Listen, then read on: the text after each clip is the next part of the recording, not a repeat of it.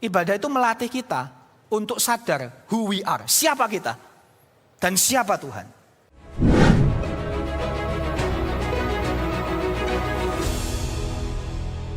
Selamat pagi, shalom Bapak Ibu sekalian.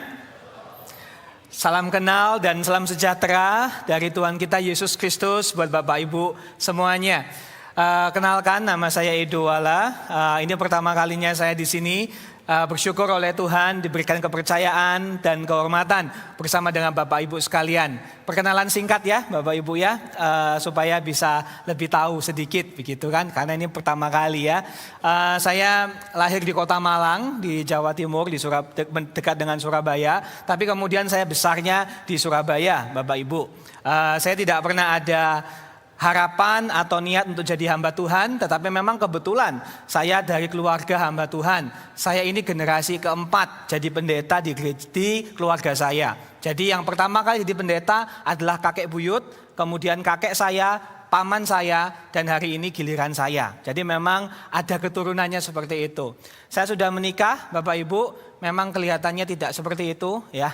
Karena memang biasanya kalau saya pertama kali pelayanan di gereja baru, saya bisa menebak raut muka jemaat itu bingung semua. Ini yang khotbah sudah remaja atau masih remaja atau sudah dewasa ya gitu. Dan memang betul Bapak Ibu, terima kasih yang sudah tertawa.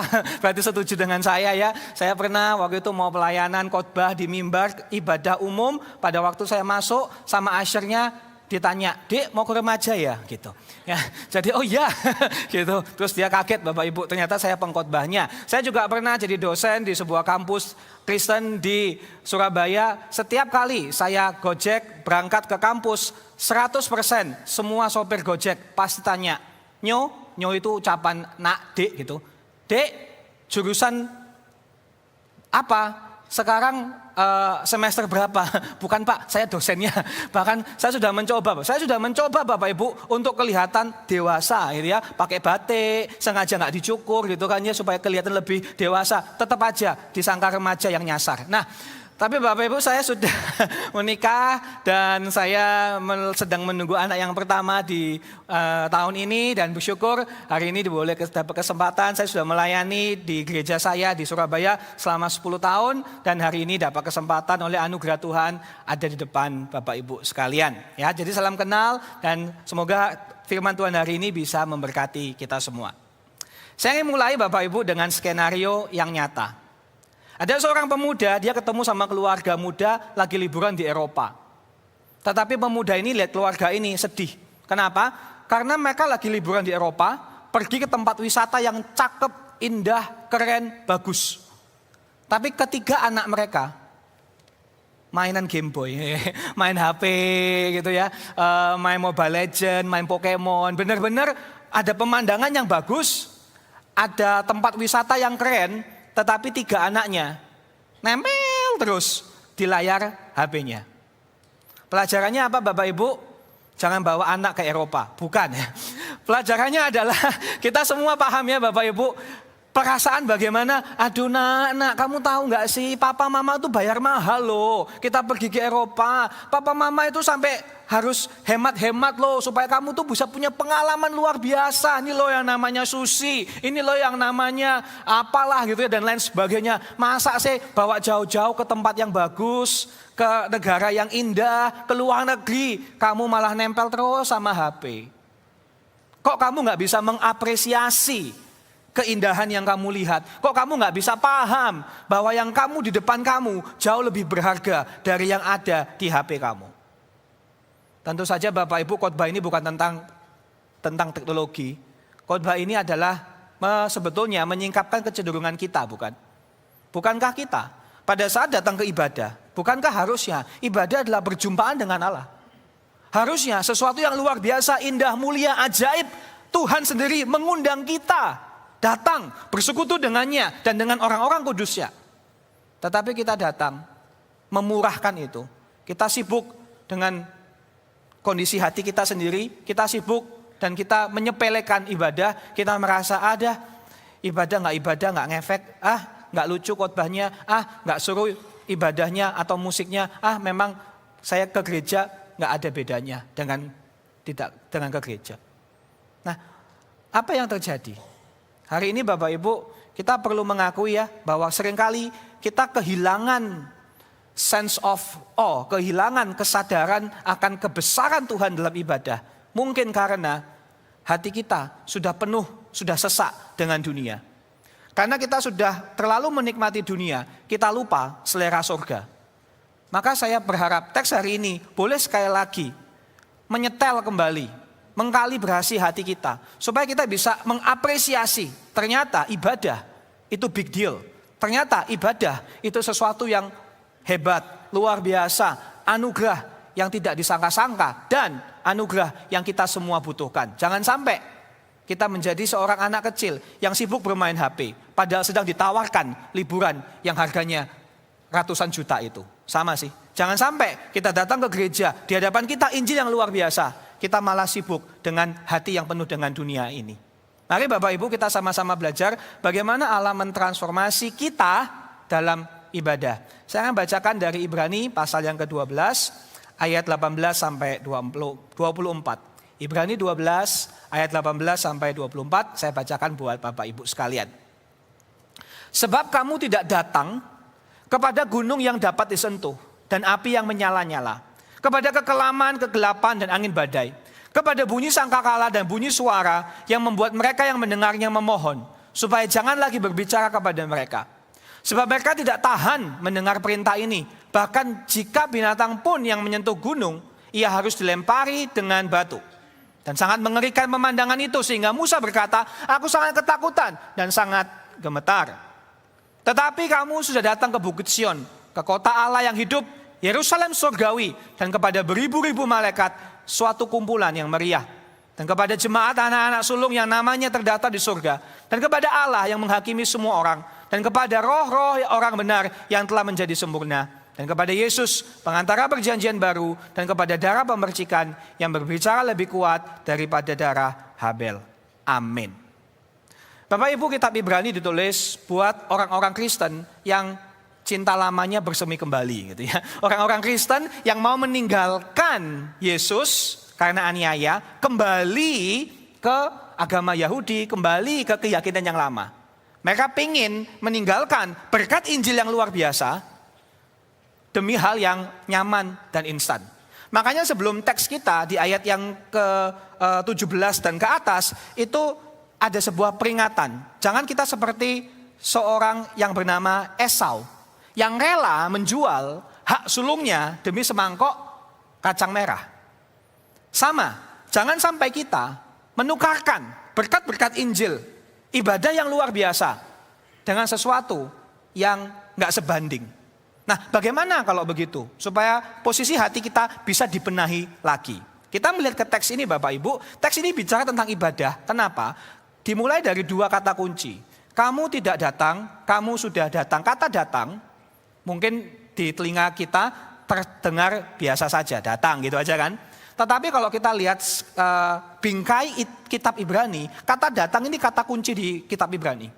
Karena setiap kali kata datang itu muncul di Ibrani, selalu bicara tentang datang mendekat kepada Tuhan.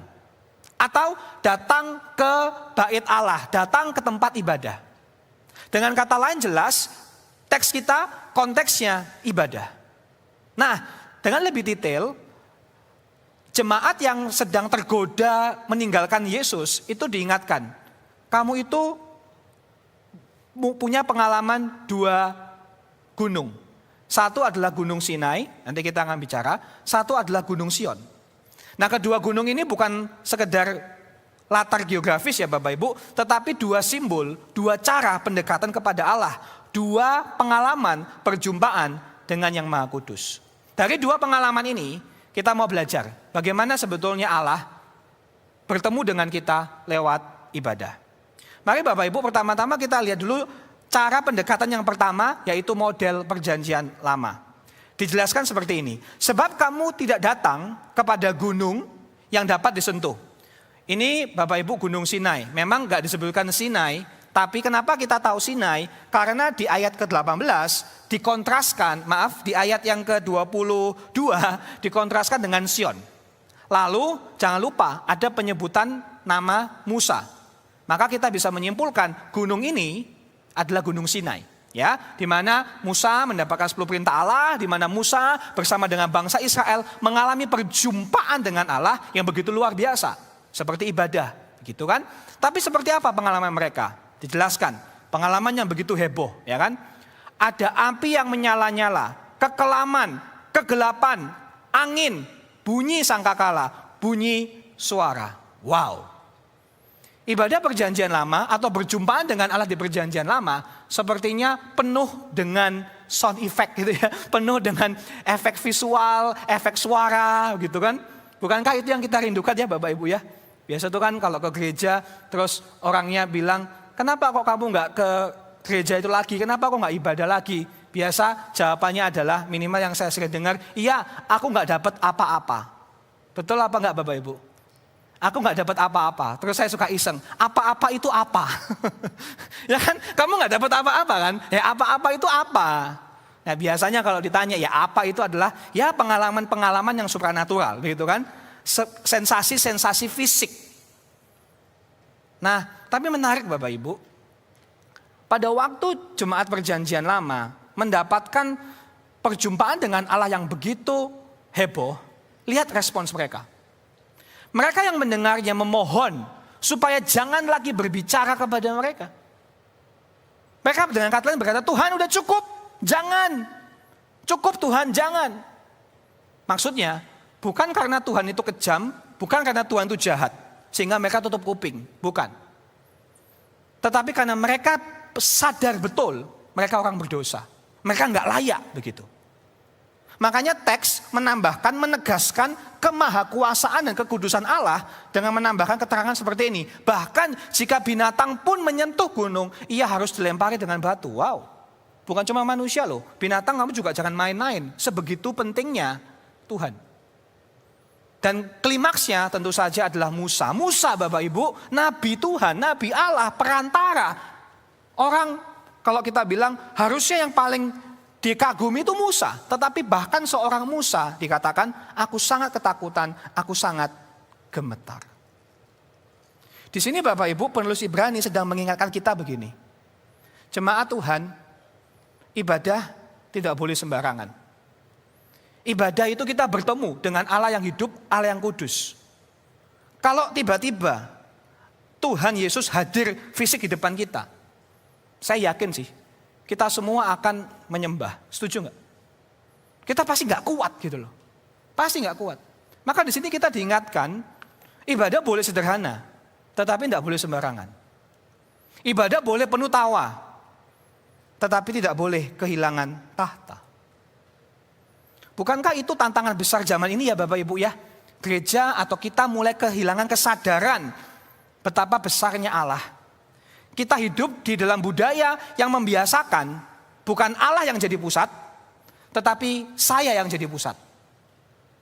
Contoh, kalau Bapak Ibu foto rame-rame sama keluarga sama temen, cret gitu ya. Begitu foto, lihat dong fotonya. Coba jujur, wajah siapa yang Bapak Ibu lihat pertama kali? Kalau nggak ngaku nggak apa-apa, saya aja ngaku ya. Kalau saya foto, saya ngambil fotonya, wajah pertama yang saya lihat pasti wajah saya. Terus kan zoom kan, cet gitu kan. Ganteng, bagus fotonya. Tapi kalau wah matanya ketutup, jelek fotonya gitu kan. Jadi tergantung saya, begitu kan. Jadi kalau wajahnya bagus, kita bilang fotonya bagus. Kalau wajahnya jelek, kita bilang fotonya jelek. Padahal yang jelek adalah, ya dijawab sendiri di dalam hati ya Bapak Ibu ya. Tapi itulah kita ya Bapak Ibu ya. Kita itu cenderung melihat segala sesuatu berdasarkan perasaan saya, preferensi saya. Kita lupa bahwa ibadah tentang Tuhan.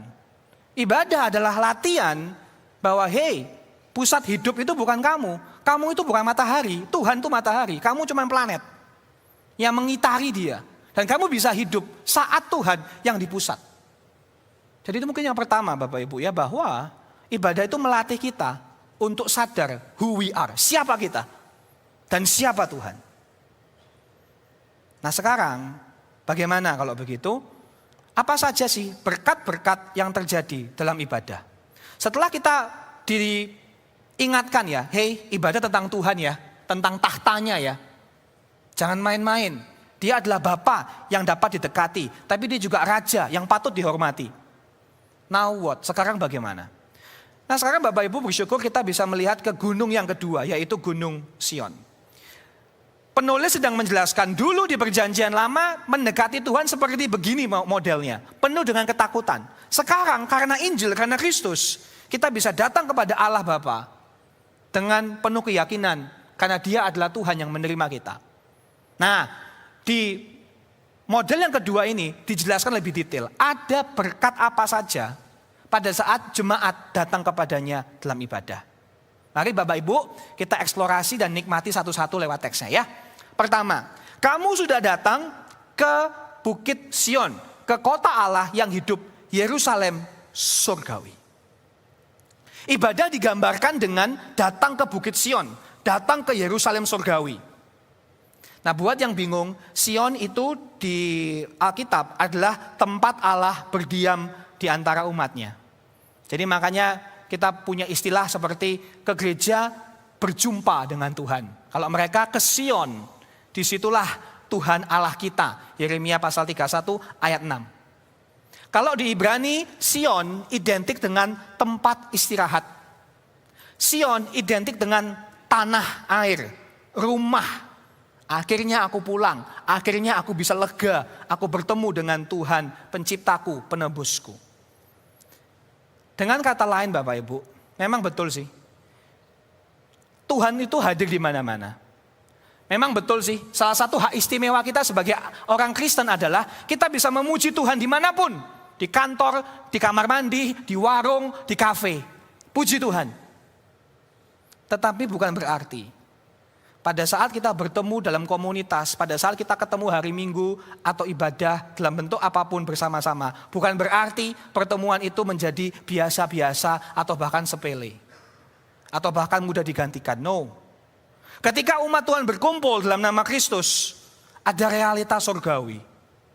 Kita perlu melihat lebih besar dari yang sedang kita alami hari ini. Dan bukankah itu yang kita butuhkan Bapak Ibu ya? Sesuatu yang lebih besar dari kita.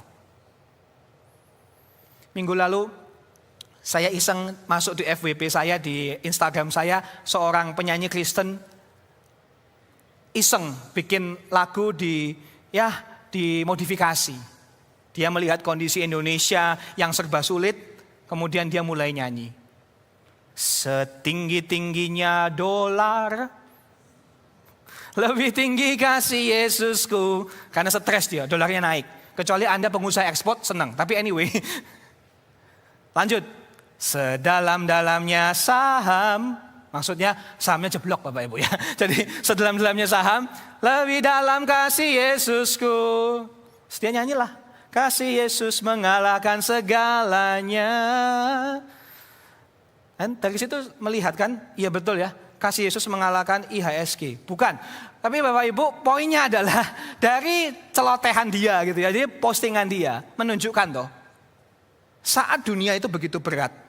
Saat hati kita babak belur sama dosa dan sama iblis dan sama penderitaan. Bukankah kita butuh Tuhan? Bukankah kita butuh datang kepada ibadah. Salah satu tempat di mana kita bisa diingatkan sekali lagi bahwa kita punya Tuhan. Kita punya iman. Hidup kita nggak cuma sekarang, tetapi ada kekekalan, ada surga. Tanpa ibadah, kita akan terlalu sibuk sama dunia. Dan kita lupa pegangan kita di mana. Kita lupa identitas kita di mana. Ibadah mengajak kita bahwa kita adalah warga negara Yerusalem surgawi. Kita bukan warga negara dunia ini. Atau kalau bahasa saya seperti ini Bapak Ibu. Gereja bukan tempat untuk sekadar merasa lebih baik. Datang ke gereja lebih nyaman, lebih hangat, lebih seru. Bukan. Walaupun itu boleh menjadi salah satu dampaknya. Tetapi lebih penting lagi. Gereja adalah tempat kita dihadapkan dengan kabar baik. Yaitu Yesus disalibkan. Yesus dibangkitkan demi Bapak Ibu, Saudara dan saya. Itu yang kita butuhkan bukan? Di tengah dunia yang menakutkan, masa depan yang gak pasti. Kita butuh a good news, kabar baik. Bukan cuma nasihat, bukan cuma tips. Bukan cuma sensasi-sensasi emosi. Dapat sekarang pulang lupa. No, tidak. Kita butuh kabar baik yang berakar, yang nyata, yang mengubahkan. Itulah ibadah. Datang ke Bukit Sion. Apalagi berkat rohani dalam ibadah. Kamu datang selain ke Bukit Sion kepada beribu-ribu malaikat, suatu kumpulan yang meriah. Nah ini menarik. Jarang dibicarakan. Ternyata dalam ibadah ada keberadaan makhluk-makhluk surgawi, malaikat. Beribu-ribu, lebih tepatnya tidak bisa dihitung. Ya, jadi kalau ada kita beribadah, ternyata ada malaikat yang menonton. Dengan kata lain, gereja yang memuliakan Kristus jadi mega church. Kan ada malaikat, nggak terhitung ya. Jadi langsung mega, otomatis Bapak Ibu, semua gereja itu mega church, kan malaikatnya nggak terhitung gitu kan ya. Suatu kumpulan yang meriah. Meriah di situ maksudnya itu merujuk kepada festival nasional, perayaan yang megah. Dengan kata lain kita bertemu dengan skenario malaikat yang nggak cuma berdiri kaku gitu. Siap gerak seperti tadi ya persembahan anak-anak sekolah minggu. Tapi malaikat-malaikat yang senang memuji Tuhan. Ada sukacita, ada kegembiraan. Dengan kata lain, pujian bukan cuma ada, pujian meluap. Dan memang betul Bapak Ibu, kalau Bapak Ibu bingung, jarang berpikir tentang malaikat dan gereja. Bapak Ibu baca 1 Petrus 1 ayat 12, Bapak Ibu baca Efesus 3 ayat 10. Dua ayat itu membantu menerangkan, menambahkan sisi lain. Bagaimana sebetulnya gereja itu alatnya Tuhan untuk mengajari malaikat tentang Injil. Menarik sekali. Tapi yang saya mau tambahkan di sini Bapak Ibu adalah dari para malaikat kita mempelajari bahwa malaikat itu tidak hadir dengan terpaksa. Saya yakin malaikat itu tidak menonton kita sambil buka jam berapa ibadah selesai, saya sudah lapar. Gak mungkin ya. Pasti malaikat-malaikat itu datang dengan sebuah sukacita yang real, yang nyata. Begitu pula dengan kita. Kita diajak pada saat kita ibadah, selalu ada alasan untuk bersukacita. Bukan berarti Bapak Ibu harus bahagia, bukan. Tetapi selalu ada alasan untuk bersukacita. Saya ini kan waktu kecil itu besar di gereja yang sangat ekspresif Bapak Ibu. Jadi gereja yang kalau bahagia itu WL-nya itu harus benar-benar mengundang gitu. Ayo Bapak Ibu, mana senyumnya? Kita bersukacita bagi Tuhan, angkat tangannya gitu kan ya. Jadi kalau di jemaat-jemaat tertentu yang nggak biasa angkat tangan itu langsung aneh gitu ya. Bapak Ibu pernah nggak sih melihat orang seperti itu? WL-nya itu mendorong, ayo Bapak Ibu kita bersukacita, angkat tangan. Terus semua jemaat diam. Kalau saya bilang, ya itu karena mereka nggak biasa. Ya kan nggak biasa ya Bapak Ibu, ibadah dengan gestur-gestur. Itu perlu belajar Bapak Ibu. Itu sebetulnya ada kuliahnya, canda ya. Itu ada gerakan-gerakannya ya, gerakan-gerakan sukacita itu kalau ada ininya, ada step-stepnya. Biasanya itu pertama, kalau istilah saya itu ada jurus-jurusnya Bapak Ibu. Jadi pertama, kalau bahasa saya mulai dengan badan goyang dulu gitu, badan goyang gitu ya. Ini namanya jurus rumput tertiup angin. Jadi pertama gini, kalau Bapak Ibu nggak bisa katakan, kita mulai dari pelan-pelan dulu ya. Gitu. Ini jurus rumput tertiup angin. So, kalau sudah lulus, lanjut ke anggukan kepala. Ini namanya jurus burung pelatuk. Nah, gitu kan? Kalau Bapak Ibu sudah lulus, sekarang baru bisa coba. 2, bisa jurus benerin lampu.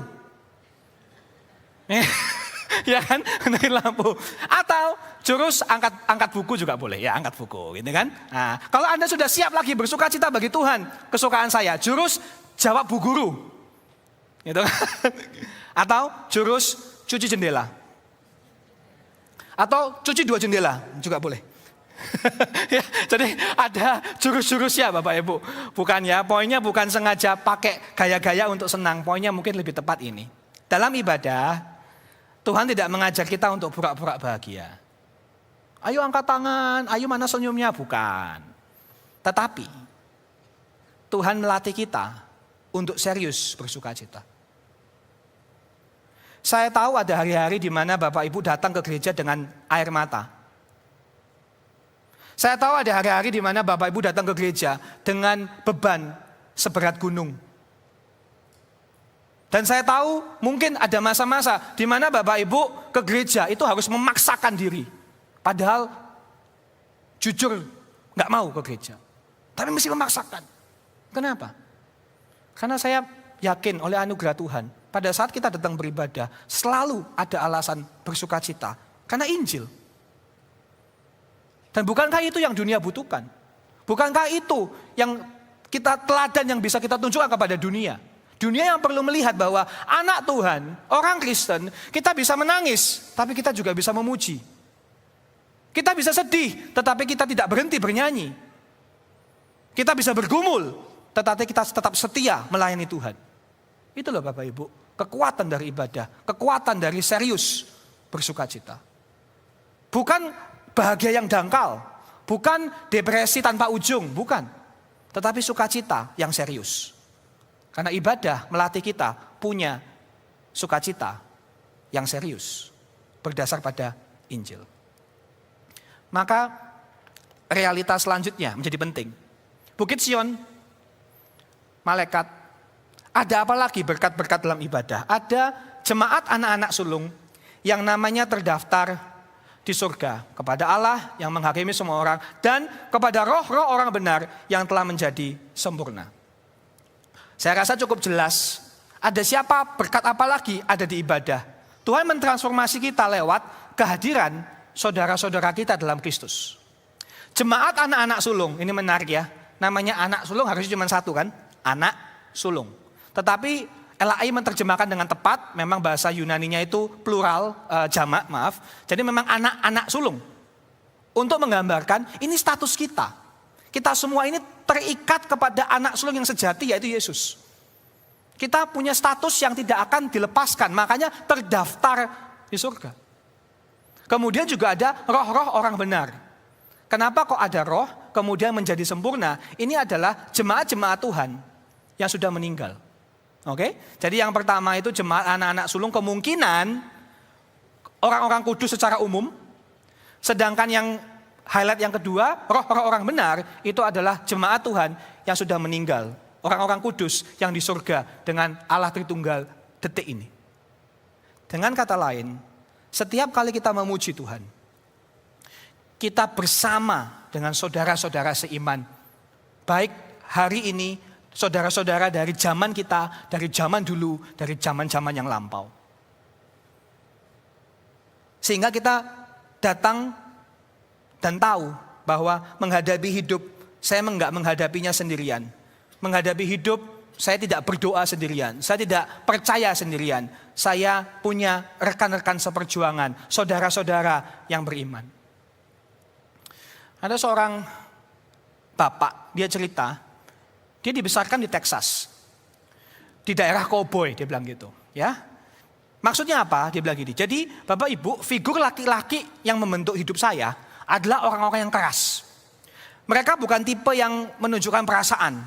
Mereka itu tangguh, kuat, bahkan intimidatif, kata bapak ini. Terus dia cerita, saya masih ingat, beneran, gak bohong. Engkong saya, opa saya, kakek saya, itu pernah suatu hari seekor kuda terguling, menimpa kakek saya, sehingga punggung kakek saya patah. Dan kakek saya tidak ada air mata, tidak ada keluhan. Saya masih ingat, papa saya, ayah saya, memperbaiki toilet pakai obeng, nggak sengaja kepleset, obengnya itu maaf ya, menancap di tangan, lubang tembus. Terus papa saya, dia bilang, cuman ngangkat tangan, berkata dengan santai, oh iya, memang ini salahku, gitu aja. Tidak ada tetesan air mata, setitik pun tidak. Inilah tokoh figur-figur laki-laki dalam hidup saya, bapaknya cerita. Mereka mengajari saya bekerja keras, bertanggung jawab, menafkahi keluarga, dan mereka mengajari saya ke gereja. Waktu kecil saya ke gereja, ya udah saya anak saya nggak ngerti ngapain, bosen lagunya, bosen khotbahnya, saya gambar-gambar aja di warta gereja. Sampai suatu hari saya ingat pengalaman yang saya nggak lupa. Tiba-tiba bangku saya agak bergetar. Saya noleh ke samping, saya lihat papa saya meneteskan air mata. Papa saya yang kena obeng, coblos, nangis enggak, ngeluh enggak. Dia bisa menangis di depan Injil. Sejak saat itu dia bilang, saya nggak ngerti Yesus-Yesusan.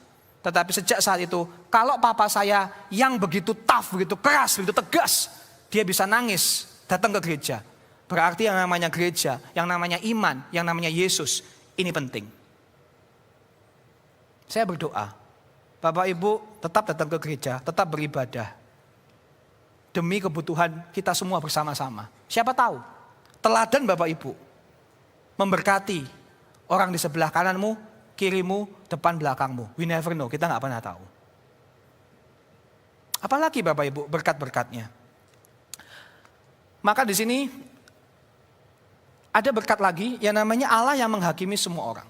Selain tadi ada Sion, ada malaikat, ada orang-orang kudus, tetapi juga ada Allah yang menghakimi semua orang. Pada saat kita datang ke ibadah, kita berhadapan dengan hakim. Secara harafiah sebetulnya Bapak Ibu, itu kepada hakim Allah semua orang. Kayaknya gak enak ya setelah sukacita tiba-tiba hakim. Mungkin kita merasa, aduh kok agak menyeramkan. Tapi tidak usah terlalu bingung karena memang dalam kitab Ibrani itu menegaskan bahwa semua ciptaan itu telanjang dan terbuka di hadapan Allah. Jadi walaupun Tuhan itu mengasihi, menerima, mengampuni, tetapi dia tetap hakim yang adil. Karakternya tidak berubah. Sehingga pada saat kita datang ibadah, kita berhadapan dengan Tuhan yang penuh dengan kasih, tapi juga Tuhan yang penuh dengan kebenaran. Dan kita gak boleh main sembarangan. Sesuatu yang nyata, benar-benar ada di tengah-tengah ibadah, dia adalah hakim yang adil. Memberikan penghiburan bagi orang-orang percaya, memberikan penghukuman, keadilan bagi mereka yang belum percaya. Saya masih ingat, tadi kan saya sempat cerita bahwa saya ini generasi keempat pendeta. Hari ini oma saya, nenek saya mengembalakan gereja di Madiun. Saya masih ingat paman saya menginjili seorang dukun. Ketemu beberapa kali, menginjili, ngomongin Yesus. Gimana ceritanya akhirnya paman saya mengundang dukun itu datang ke gereja. Mungkin mau janjian ngobrol. Dan ini cerita langsung dari paman saya. Pas dukun itu datang ke gereja Bapak Ibu, dia masuk, tapi lucu. Dia nggak bisa masuk, dia nggak bisa maju ke depan. Pada waktu dia mau mendekati ke mimbar, kayak ada barrier itu apa ya, barrier ya, kayak ada tembok yang tidak terlihat. Dia tuh nggak bisa maju. Kayak film-film action horor gitu. Jadi dia nggak bisa maju. Kemudian paman saya bilang dia jatuh apa terpelanting gitu, jatuh, muntah darah. Ditolong, diinjili, beberapa bulan kemudian kesaksian. Dia bilang gini, Pak, panggilnya paman saya, Om, pada saat saya tuh datang ke mimbar, itu tiba-tiba, kan gereja nenek saya itu ada salib besar sama seperti ini Bapak Ibu, ada salib besar. Pas dia ke depan ini ya, dia melihat ada cahaya terang dari salib itu, kayak nembak dia gitu. Itu yang membuat dia terpelanting dan muntah darah. Coba kalau seperti itu kita mau ngomong apa Bapak Ibu? Itu kesaksian real. Dan pengalaman seperti itu meyakinkan saya, kita gak bisa sembarangan sih. Tuhan itu benar-benar hadir pada saat umatnya berkumpul. Maka mari Bapak Ibu, kita serius. Mengakui dosa kita di hadapan Tuhan misalnya. Kita serius. Membuka diri kepada Tuhan. Dan karena pada akhirnya kita tahu bahwa kita butuh itu. Kita butuh datang hakim yang adil di sini mengingatkan kita bahwa pada saat kita datang ke gereja, kita butuh yang namanya mengakui dosa dan kelemahan kita apa adanya di hadapan Tuhan. Karena kalau enggak, kita enggak mengasihi jemaat sih. Jika gereja hanya menawarkan penghiburan tanpa pertobatan, jika gereja hanya menawarkan solusi tanpa salib, kita tidak sungguh mengasihi jemaat. Jika gereja isinya cuman yang penting dihibur, yang penting disenangkan, yang penting dikasih tips-tips praktis, tapi enggak ada pertobatan, enggak ada salib, enggak ada kesadaran akan dosa dan keadilan Tuhan, menurut saya kita enggak benar-benar mengasihi jemaat. Kita sedang misdiagnose, kita sedang memberikan diagnosa yang salah. Kita sekedar bilang, gak apa-apa datang aja, Tuhan menerima kamu apa adanya, tanpa dosa. kabar baik tidak benar-benar kabar baik. Mungkin kita di sini selama ini merasa bisa sembarangan beribadah karena kita lupa bahwa kita adalah orang-orang berdosa. Bahwa kalaupun kita rindu beribadah, itu sudah anugerah Tuhan. Maka jangan sia-siakan kesempatan. Dan yang terakhir Bapak Ibu, berkat rohani dalam ibadah, tentu saja kita kembali kepada yang paling indah, klimaksnya. Dan kepada Yesus. Sengaja dikomparasikan dengan Musa, kalau tadi di ayat yang ke-21, Musa, ini Yesus. Dan kepada Yesus, pengantara perjanjian baru, dan kepada darah pemercikan yang berbicara lebih kuat daripada darah Habel. Yesus berbeda dengan Musa. Musa takut dan gemetar. Yesus adalah jalan kepada Allah. Yesus membuka jalan kepada Allah Tritunggal dengan darahnya sendiri. Makanya dikatakan darahnya berbicara lebih kuat daripada darah Habel. Maksudnya kalau Bapak Ibu masih ingat ceritanya Habel. Habel itu kan dibunuh oleh kakaknya. Sehingga darah Habel maksudnya darah yang berteriak, ini gak adil, mana pembalasan, mana keadilan, itu darah Habel. Darah yang menuntut penghakiman. Tapi bukan dengan darah Yesus. Darah Yesus memberikan pengampunan, penebusan, hidup yang kekal, jaminan, harapan masa depan. Sehingga Bapak Ibu kita kembali. Inilah berkat yang menurut saya yang paling penting yang kita selalu dapatkan pada saat kita datang dalam ibadah. Atau kalau bahasa saya seperti ini. Minggu demi minggu Tuhan membawa kita kembali ke cerita yang sama. Bukan karena Injil membosankan, tetapi karena kita pelupa. Makanya saya suka himne kuno, The Old Rugged Cross. Ya kan? The Old Rugged Cross. Saya suka kata sifatnya old, tua, kuno. Seakan-akan kalau kuno terbelakang, salah sih. Kenapa kok tua? Berarti kekal. Selalu bisa menyelesaikan masalah yang paling kita butuhkan. The old gospel story. Cerita lama, cerita sama. Yang kita semua sudah tahu. Yesus yang datang. Hidup, mati, bangkit bagi kita. Itulah Bapak Ibu.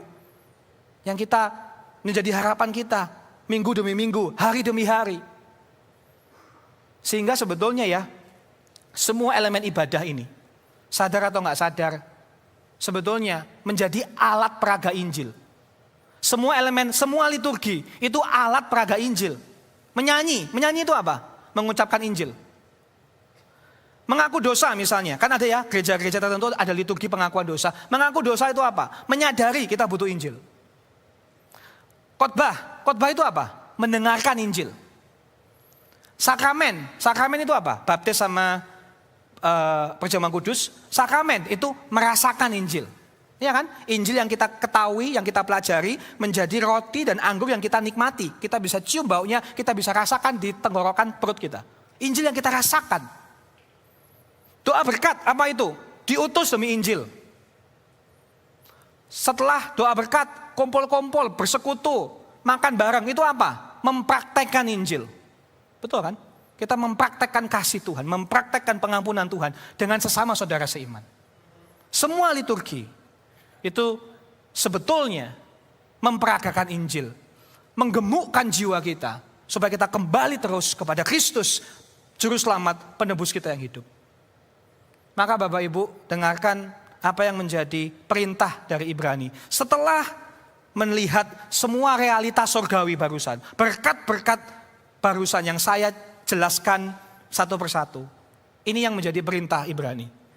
Jagalah supaya kamu jangan menolak Dia yang berfirman. Sebab jikalau mereka yang menolak Dia yang menyampaikan firman Allah di bumi tidak luput, apalagi kita jika kita berpaling dari Dia yang berbicara dari surga. Kalau saya terjemahkan ke bahasa dan konteks kita itu gini. Bapak Ibu, hari ini kita itu hidup di zaman setelah kematian dan kebangkitan Yesus. Hari ini kita itu punya hak istimewa yang luar biasa. Kita punya Alkitab, kita punya gereja, kita punya bahan-bahan yang bagus, kita punya buku-buku, kita punya banyak hal yang mengajari kita, mengingatkan kita kepada Kristus, Allah Tritunggal. Kita itu kebanyakan resources. Maka justru karena kita mendapatkan begitu banyak exposure, begitu banyak berkat-berkat, alangkah tragisnya jika kita menolaknya. Maka mari Bapak Ibu, kita adalah orang-orang yang mendapat banyak berkat dari Tuhan. Maka mari datang ibadah. Mungkin ini langkah yang sangat praktis yang Anda dan saya bisa lakukan. Ini slide saya yang hampir terakhir. Jangan biasakan mendengar tanpa mendengarkan. Jangan biasakan hadir tanpa berpartisipasi. Jangan biasakan datang tanpa meresponi. Jangan biasakan mendengar khotbah saja lewat suara, tapi mendengarkan artinya paham pengkhotbahnya ngomong apa. Jangan cuma hadir lagu, kita cuma berdiri seperti patung. Tidak, nyanyi, berpartisipasi. Ikuti, saya nggak tahu lagunya, nggak apa-apa, belajar taat. Datang, bukan cuma absen, Pak sudah ke gereja, laporan. Bukan, tetapi meresponi dengan persembahan, dengan pelayanan, dengan hidup kita. Maka saya yakin, ibadah akan benar-benar mengubahkan kita Bapak Ibu. Dan sebagai penutup, saya meninggalkan pertanyaan refleksi buat Bapak Ibu sekalian. Realita ibadah mana yang paling saudara rindukan atau butuhkan? Tadi saya menjelaskan banyak ya, beberapa hal ya, ada Bukit Sion, ada malaikat, ada jemaat, ada Yesus, ada hakim. Realita mana yang mungkin Anda merasa, oh aku baru tahu ya ternyata itu adalah berkat yang terjadi ya. Mana yang Anda rindukan, mana yang Anda butuhkan? Dan yang kedua, bagaimana Injil menolong saudara kembali fokus dalam ibadah? Kalau selama ini Anda bergantung sama perasaan supaya fokus. Anda bergantung sama mood supaya fokus. Anda bergantung sama keadaan baik-baik baru fokus. Yuk belajar. Selama ada Yesus, selama ada karyanya yang sempurna itu, kita selalu bisa fokus sama ibadah. Bagaimana Injil membantu kita? Biarlah refleksi ini menolong kita semua menjadi penyembah-penyembah Tuhan yang mengasihi Dia berdampak bagi dunia. Amin. Mari kita berdoa.